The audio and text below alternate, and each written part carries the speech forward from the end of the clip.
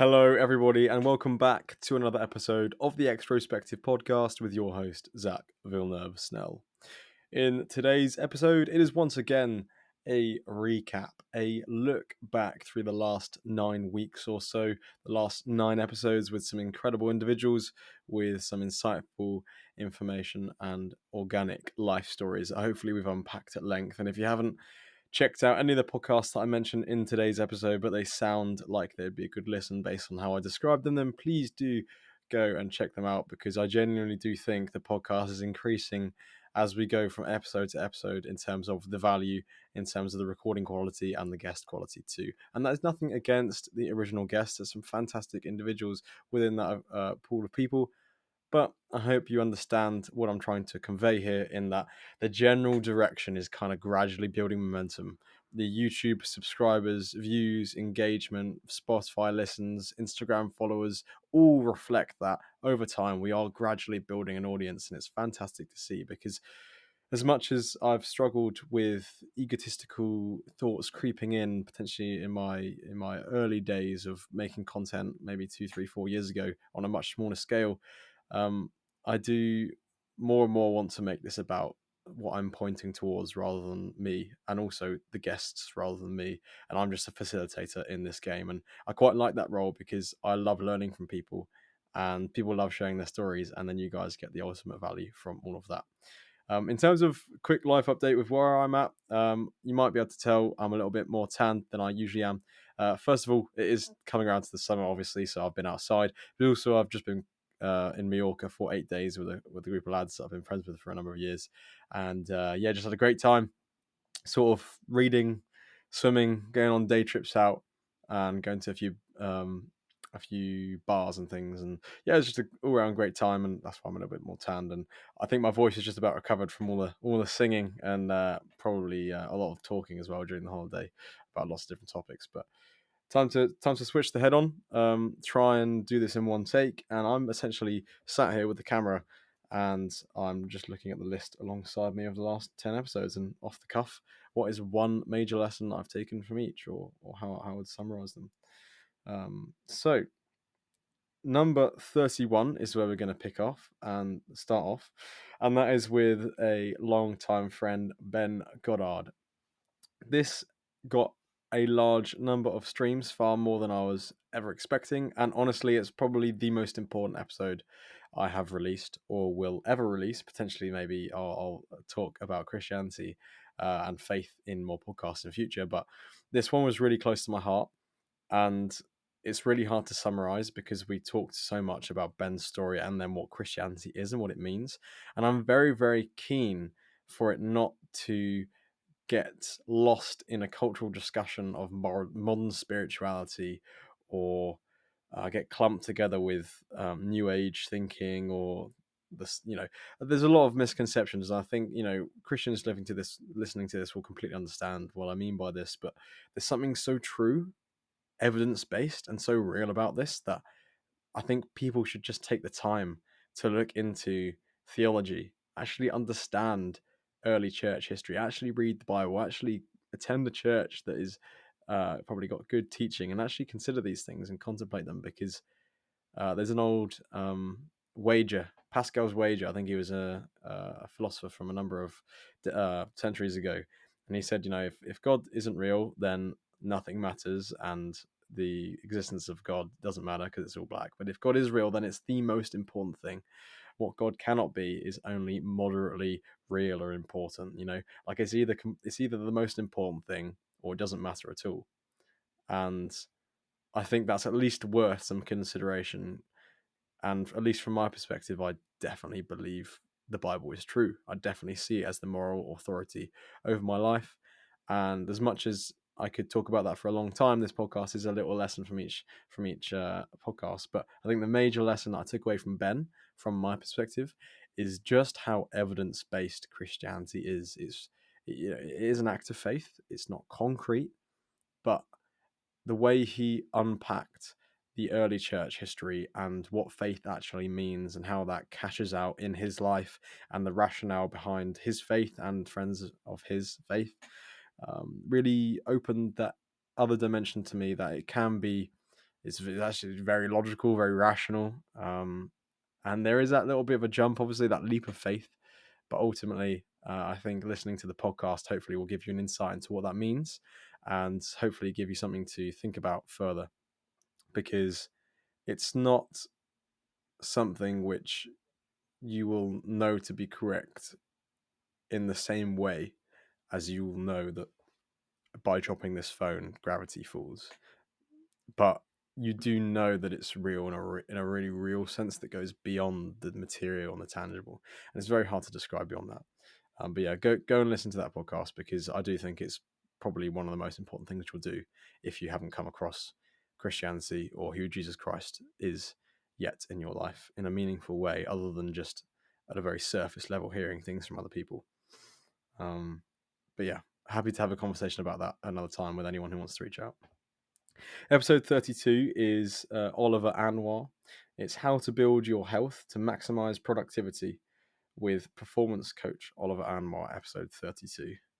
And I remember we had a short time slot to record this podcast, but Oliver, or Ollie, is a really articulate and well-spoken individual. He's done a lot of podcasts, he does a lot of public speaking when it comes to the work that he does. Essentially, he set up his company a number of years ago after trying and failing lots of different things. And essentially, he recognized that there were busy professionals and entrepreneurs who were falling behind in their health and sacrificing that, and then they weren't operating from a good and stable place. So then the business and relationships suffer as a result.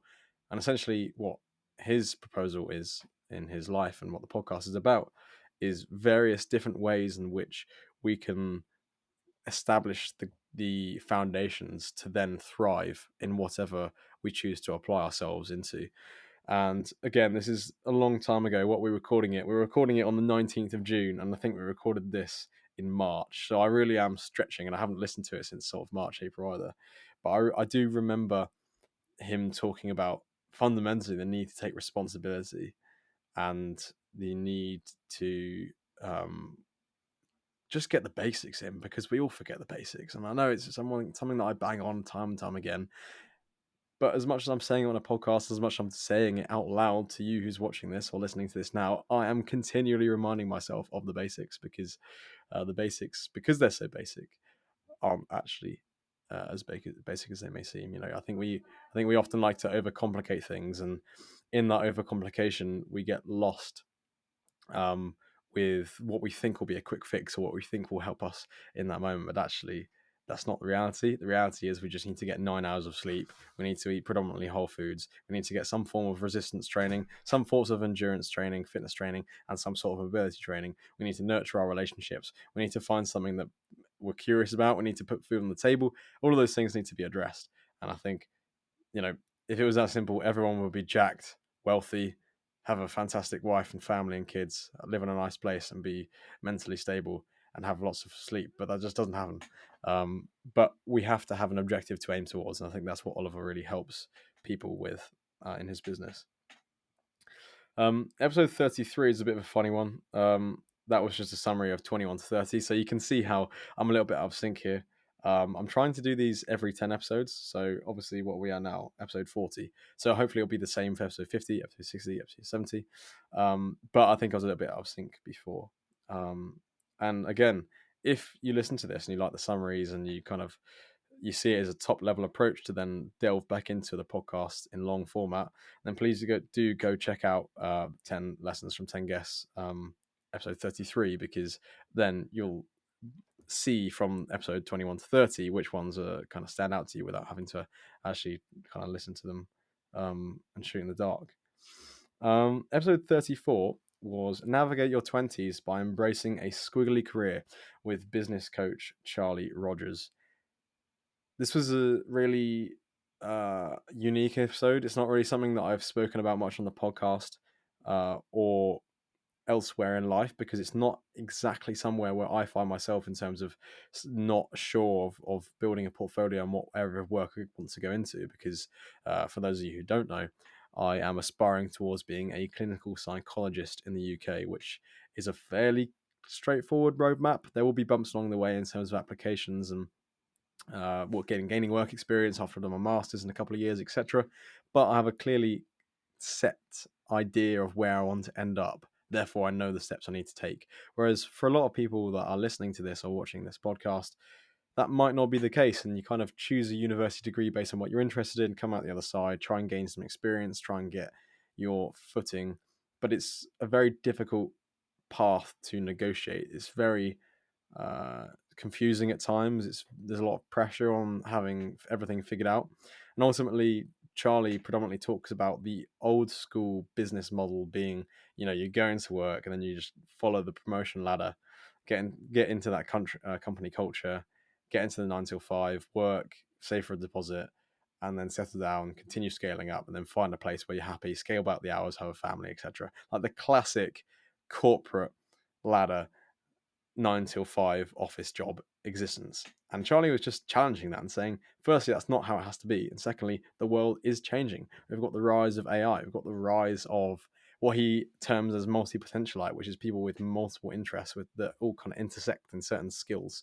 And there's also the opportunity these days with building online presence, personal brand, the way that companies operate in terms of startups and tech companies that are, you might spend 6 months somewhere, a year there, a year there. It's not the same in terms of direct career progression, but you're still gaining a lot of experience on your CV.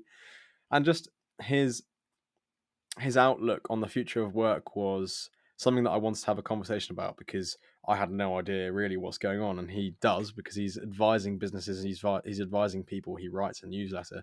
He got halfway through writing a book. He's clearly someone who's on a mission. And we also shared synergy with regards to endurance sport. This summer he's doing a lot of Ironman and marathon racing, or how I think he's done a few half marathons to prepare for his actual, triathlon, half Ironman and Ironman. And it's something that is very inspiring to see. And I think the conversation with Charlie was probably quite underrated. I think he does have a lot of wisdom. He does have a lot of insight. He does a lot of thinking about the theory of this stuff, and he also applies it with his training.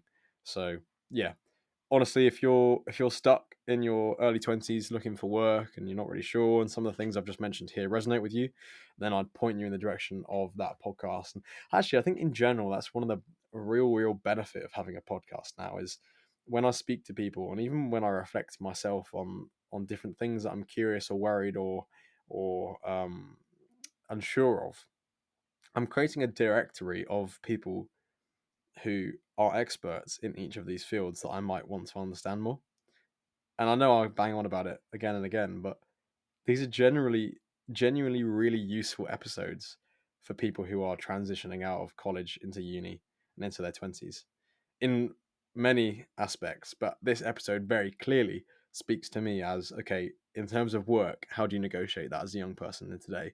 And because that's Charlie's bread and butter, I'll point you that direction. And I guarantee there'll be at least 3 takeaways from that podcast that you can practically implement in your life moving forwards, that would help guide you and provide you with a bit more of a vision, or at least an understanding of the current job market and how you should position yourself and what you should pursue, um, given your skill set and your kind of situation. Episode 35 is riding a bicycle home from China, and 3 million plus views, with ultra endurance cyclist Josh Reed. Josh Reed is a very mentally how would you describe it? Mentally strong, mentally tough, mentally resilient. All these terms that we like to use with individuals like David Goggins. I think you could equally say that for someone like Josh. Honestly, it was a really fascinating conversation, because obviously, I'd not spoken to him before. I didn't know what he was like, but I share in that desire for pushing the mental limits. But he's just gone so much further. I mean, I've done a 500-kilometer bike ride once that took me 20 hours, and that was an incredible experience. I'd love to do something similar to that again. But for Josh, that would be, a little warm-up race in early season to kind of prepare himself for the bigger events. He does a lot of ultra endurance bikepacking. He does a lot of racing as well, in ultra racing. But I think fundamentally the podcast is centered around his trip to China, which I saw in lockdown. So it was uploaded, I think, at the end of 2020. So I think he must have done it before that, obviously, before he'd uploaded. I don't actually know exactly when it was, 2019 or 2020, but I watched the video and I was absolutely blown away by the sheer beauty of Eastern Europe and Southeast Asia, or I guess East Asia, kind of coming, not Malaysia, but he basically cycled from China through like Kyrgyzstan and Turkmenistan and along the border of Afghanistan on the Pania Highway, I think it's called, and then in through kind of Eastern Europe, and then obviously all the way through up to Newcastle, which is where he's from, which is just nuts. Like imagine flying out to China, getting a bike directly off the production line, packing your bags with maybe like a drone, a little bivy, which is basically a small tent, and your phone and a few loose materials, and just cycling and just following the road signs, and just it's just absolutely nuts. Like, I don't think many people would have the mental resilience or the ability to let go and be at peace with the fact that you don't know what's happening beyond the next 6 hours for a number of months. And I think the fact that he's done that and put himself in such an uncomfortable scenario, not only physically, but also, of course, he's going to enjoy it. But there's times he mentioned where he was like really holding a bottle out on the side of the road, hoping strangers were going to fill it up, and getting swatted by the police in a Chinese hotel, essentially. And it's just nuts how that kind of experience can shape you as an individual moving forward in terms of your appreciation for comfort and your appreciation for different cultures. And that's something we talked about a lot on the podcast. And that's something I really wanted to press him on as well, like, because that's genuinely something that I think is such an important place for people to get to. People in the West, people listening to this now, watching this, wherever you are, you need to have an appreciation of how privileged you are, how lucky you are. I don't mean privileged in this modern postmodernism sense of various group identities having privilege over others. I just mean everyone that is able to listen to this right now, you are incredibly privileged compared to every single generation of human that has ever come before. And so you need to put yourself in voluntary discomfort, and you need to test your limits. You need to strip back those modern niceties and see what you're made of. And actually, in that, you learn to appreciate what you have far more. You learn to rely more on human connection and your own intuition in certain scenarios rather than Google and your own your own fallible knowledge of what you think life should be done as. Or I think we have a lot of things done for us in the modern world, and when you're set apart, kind of cast into riding your bike on the Pania Highway on your own, you become a different person. And I'm not saying everyone needs to book a flight to China now and ride 3 months home, but I think it's probably a good idea to do something that you're like, put something in the diary that you're scared of, that is possible, that people will kind of encourage you towards, that will make you a better person, that make you realize how lucky you are right now. And that's something I reflect on as well moving forward. I want to do more of these ultra endurance things, and obviously, as I mentioned, I'm a cyclist as well. I do triathlons, and I'd love to do more endurance bikepacking, because my experience of bikepacking certainly has been one of literal ups and downs with the Cornish hills and the emotions, and just really appreciating. And that was at 16. Kind of did a whole week trip with a close friend at the time. So yeah, truly do recommend doing something like that and checking out that podcast, because he's a different gravy. He really does. It's interesting hearing his mindset on stuff, given what he's been through.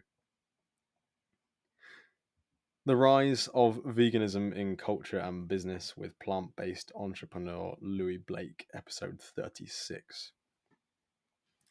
This is now getting into more recent memory, and I have to say, Louis Blake is a great speaker. He does a lot of public speaking. He has a lot of podcasts. I know I've said this about a couple of guests already in the podcast, but Louis Blake is exactly the same.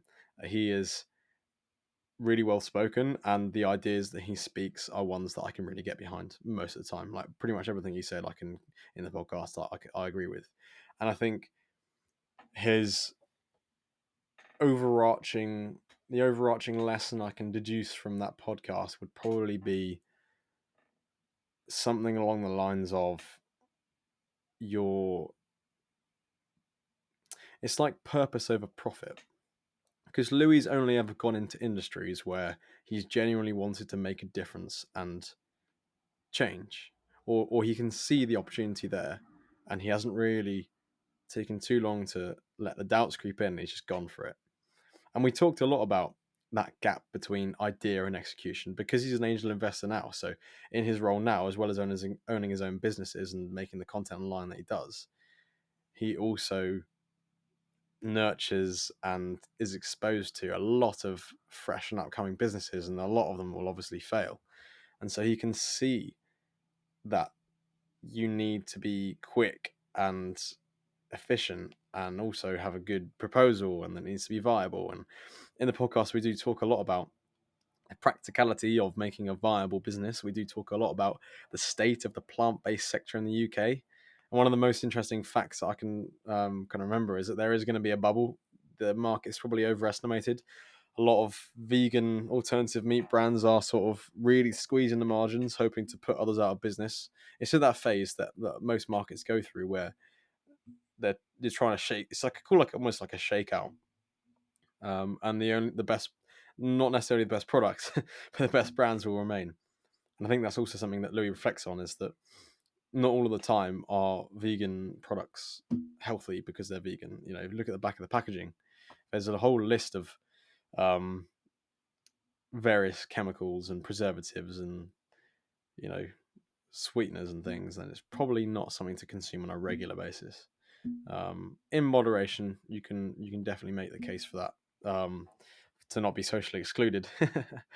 But I think, yeah, overall, he's some great insights in the whole plant-based sector, and also the way that he's gone into plant-based sector has been something because he believes in it and he's gone into it. So I think to take that at a macro level, it's good to reflect on, if you had the money, if you had the backing, if you had the investment, if you had the time, what would you do?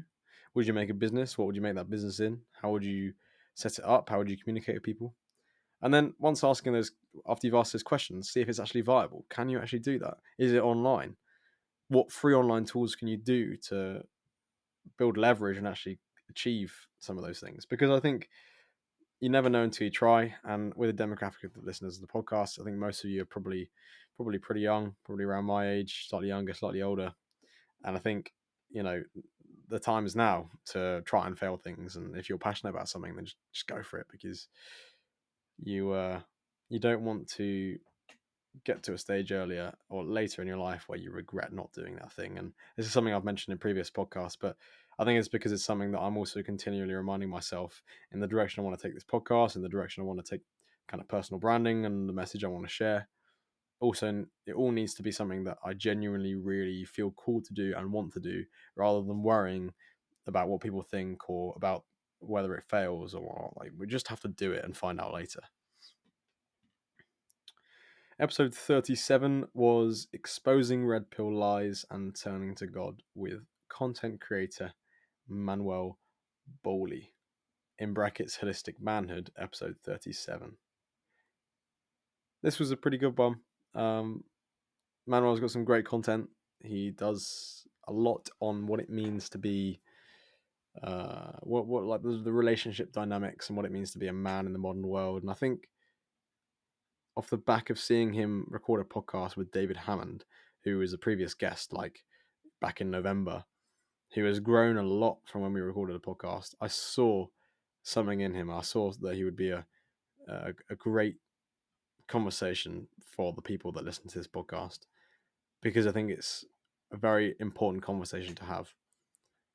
As we're being exposed to all these different podcast clips online that come up in our recommended feeds, and I know it's not just me, because I know I know that there'll be at least some people listening to this. They've seen odd clips from podcasts online with the quote unquote manosphere and red pill, and essentially, for those of you who don't know what that means, it's a community online of people that try and understand dating and relationships and what men should do and what women should do and different roles people should play, and like understanding what's going on. But a lot of them have quite a warped view. It's quite hypocritical, and they try and expose feminism and blah blah blah. I think that there's nuance. There's something to be said for the balance between those, feminism and the red pill, and actually the middle way. And Manuel essentially found that middle way. He's found God.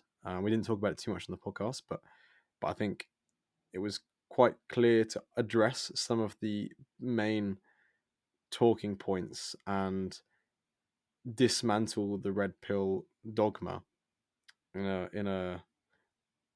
a way which can only be done by someone who has been in that space making content, which is exactly what he's done. He has over 100,000 followers over time from guys who are following him for red pill content. So he's made the red pill content, and he's come to the conclusion that there is more. It's just the hole people are trying to fill with these lies that make themselves feel better in the moment. They're tickling each other's ears. They're saying that men can do the one thing, women can do the other.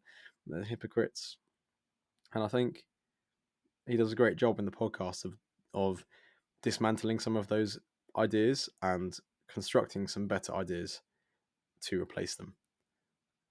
And one of the key things that I can take from the podcast is that men and women should be held to the same standards. And those standards should be high, not removed. I think we live in a society where we want standards to be removed.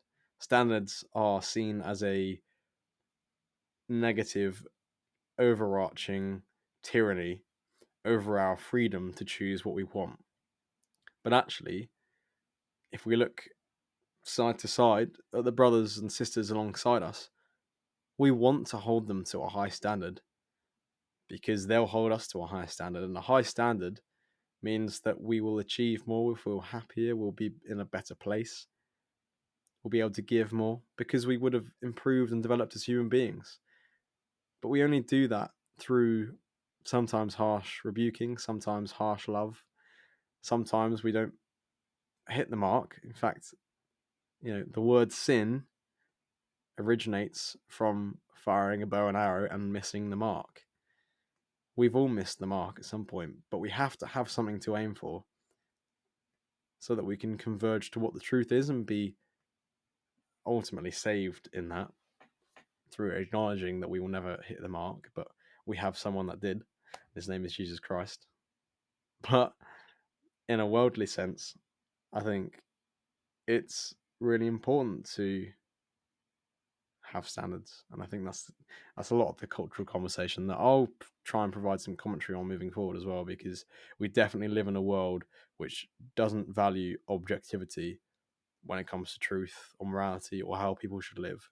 And there are obviously bounds by which it's acceptable in terms of different lifestyle choices and people's curiosities and passions and things. But I think in losing what objective truths are, we are getting quite lost as a society, and we're seeing the fruits of that now, where people are just confused. The biggest thing is confusion. And I'm not talking about anything specifically here, and I don't want any of my words to be misconstrued as making a commentary on, I don't know, what's currently going on Pride Month, for example, because I can address specific things that I think this applies to in more detail separately. But I think in general, we live in a very confused world where people are clinging on to individuals and ideas and identities, and they're confused because we're told we're not held to any standard. And so in that conversation, we kind of delve deep into what it means to be a man amongst all of that and some of the key cultural topics. Excuse me, I'm just going to drink a glass of water for those who are listening.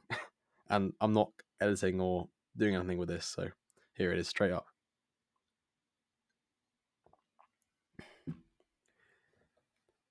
Low testosterone levels are ruining your life.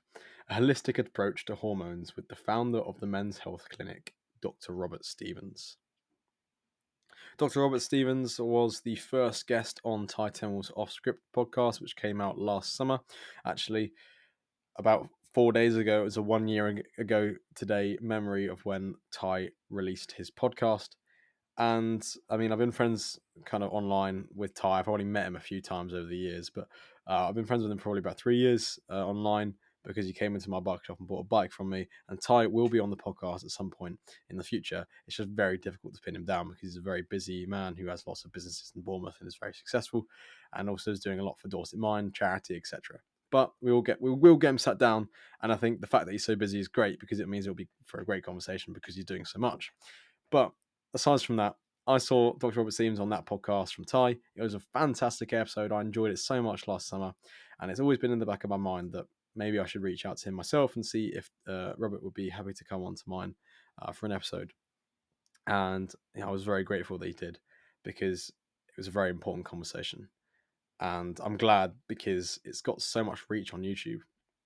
The full podcast got like 400 views.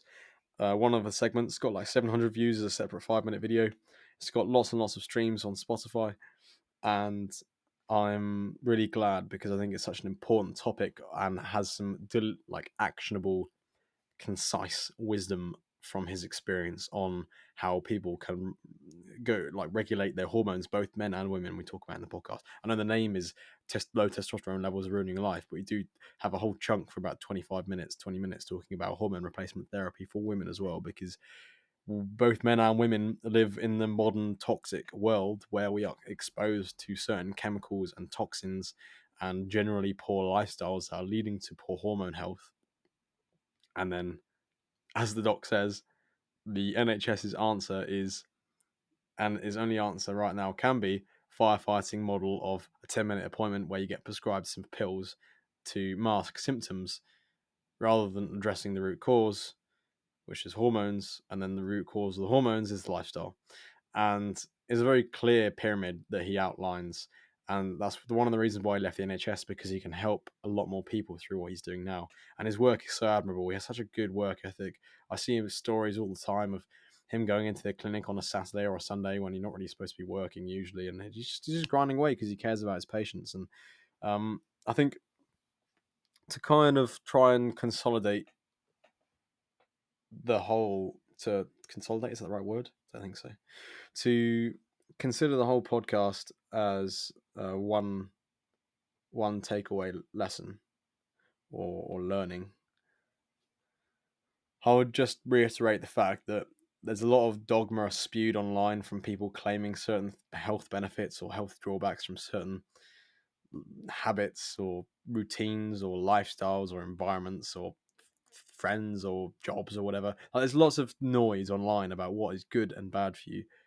But I think hearing it from the doc, hearing the very obvious things that people don't listen to, like we were talking about earlier, nailing the basics, from the doc, who has a very deep understanding of hormone health, and him just say people just need to get back in nature and get back in tune with what their bodies are supposed to be doing, was really refreshing. And like, it reminds me of something that Dr.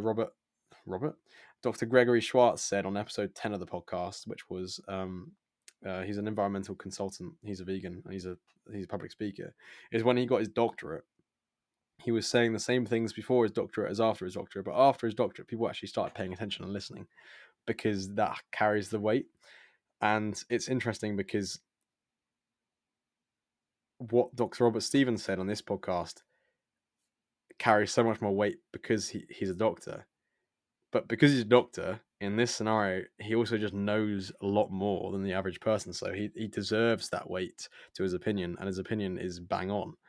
And something that I've reflected on a lot, and I'm trying to live more in accordance with when it comes to eating more whole foods, getting proper sleep, doing both resistance and endurance training, all the things that I mentioned earlier in the podcast that kind of just set the fundamentals and the basics. Getting outside in nature is really important. He often goes for dog walks over the Purbex, and it's something that I aspire towards in the future with the family. You know, having a big car, chuck the dogs in the back, go for a nice 2-hour, 3-hour walk in there with some beautiful scenery, whether it's 5 degrees and pouring down rain or 20 degrees and sunny, doesn't matter. You just get out there and you always feel better afterwards. And one of his main phrases is earn your reward. And he repeated many times in the podcast that in the modern world, we take the reward without earning the reward.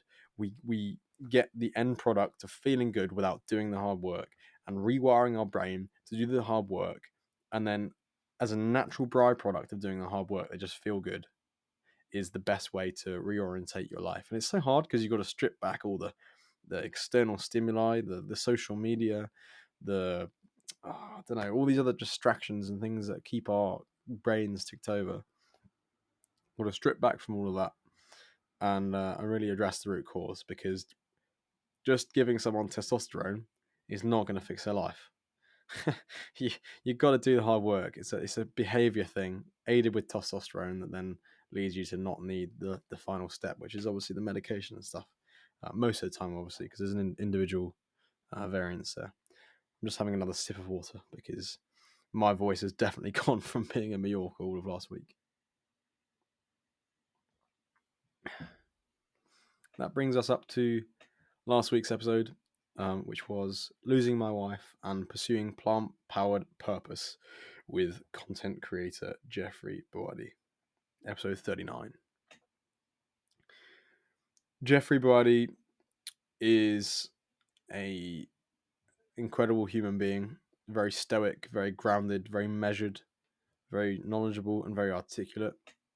I think the episode is filled with really useful information when it comes to health choices that we make, when it comes to myths on both sides of the debate, when it comes to eating meat or eating plants. He is very candid and vulnerable when it comes to losing his wife after only being married to her for 6 months in 2021. He is now re-engaged and will be married sometime, I'd imagine, towards the end of this year or next year. I don't actually know. I don't know why I started that sentence, but he's recently engaged. And it's an incredible fusion of both those elements of his of character. You know, you've got the personal grounding, which we touch on at the beginning and then come back to at the end.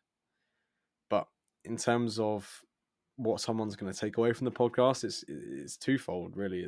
There's two elements. There's some great stoic, faithful wisdom when it comes to how he is managing grief and his philosophy on that. And it's very wise and something that I really took to heart, because it's something that we're all going to face, and I know I'm going to face it, and I want to be prepared for that. Although you're never really prepared, but you know, I'm definitely sensitive to that. But also really, really useful information when it comes to plant-based eating, when it comes to dispelling myths on veganism, and just overall being a really, I think he speaks his mind. He doesn't follow the set rules of the things you're supposed to believe when you subscribe to an ideology.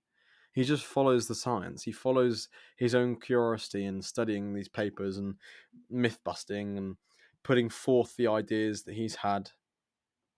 And it doesn't follow necessarily the exact trend of anyone. You know, we even talk about what it means to be a man, and there's all these associations with eating meat and masculinity, and actually that's just not the case. And he describes what it means to be a man and also embody what it means to be vegan. And I think it's quite clear that he's not driven by dogma or ideology. He's just a very thoughtful and curious individual, and pragmatic, the opposite of dogma, and nuanced. And I think ultimately that's all you can do. And I think he's demonstrated it incredibly well, and something that I aspire towards. If you know what someone is going to think after hearing one of their opinions, they probably haven't rationalized that opinion themselves. They've probably just copied and pasted it from what they've heard somewhere else. A lot of the time you can hear someone's opinion on a certain thing and you already understand what they think about everything, because they've just copied and pasted what they heard. Not with Jeffrey. I think he's an individual who's carved out his way. He's not taken facts at face value as he described in his upbringing, and he's questioned things where it doesn't make sense to him. And after that questioning, if it does make sense, fantastic. If it doesn't make sense, then he was right to question it anyway. And I think leading with that curious mindset and not being gullible, and always just wanting to ensure he's pursuing the truth, is really admirable, and something that I look forward to doing moving forward. And ultimately, that's what the podcast is just pursuing truth and understanding and learning more from some of the best minds in the world. I think that's it. I think that's episode 31 to 39. It's interesting, isn't it? Because episode 30 was Suha Amin, but I answered that in the other 10 episodes from 10 guests. So it's actually not even 10 lessons from 10 guests. This is eight episodes because I wedged the other one in the middle. I don't know. It's too confusing. Well, I'm gonna try and just keep this at every zero is gonna be a roundup of the 1 to 9. I think that keeps it simple. It means I can check in every once in a while. Maybe I'll do a Q&A at some point. Who knows? But rather than waffling on, I think I'll just tell you guys about what's upcoming, because I think it's really exciting. I've got the biggest guest I've ever had on by far on the podcast next week. It's going to be really special, and I'm really looking forward to releasing that episode. It's with a gentleman called Elliot Hulse, and if you haven't heard of Elliot Hulse, then please go and just type ELL into Google, and his name will probably come up. He's got millions of subscribers on YouTube, hundreds of thousands of subscribers on Twitter and Instagram and such. And he's been in the game for a very, very long time. He's a fascinating individual with a really interesting life story. And there's been lots of evolutions of him. And even if you don't agree with everything that he shares now, he's very insightful and very wise in general. And I think he's very open to being challenged. So honestly, can't wait to release that episode. It was so good to record, and a real privilege and an honor to be able to sit down with someone who's impacted so many people's lives. And then following that week is a podcast on psychology from a clinical psychologist, which is what I want to do, who followed me about when I started my podcast, I think from hashtags, and I followed her content, and it's fantastic. She's very, the way she describes things is very, how would you say, like digestible. It's very easy to consume from the perspective of someone who doesn't study it yet. I can understand what she's conveying, and actually it's a really great window into understanding yourself more and understanding psychological concepts more. And it's not only educational, but also you can use it to implement quite directly and clearly into your own life. And in the podcast we talk about all that kind of stuff, but I think surprisingly, I wasn't even expecting it to go in this direction. We talked about the psychology of masculinity and what it means to man up, and wasn't particularly approaching it with that lens, but turns out she did her PhD thesis on that. So the conversation was really good in that regard. But other than that, I've got a few recordings lined up. It's going to be a good 10 episodes or 9 episodes coming up. I hope you've enjoyed this one. This one is being recorded very last minute and uploaded immediately, so I hope you enjoy it. But until next time, my name has been Zach Villeneuve Snell, and I'll see you next time.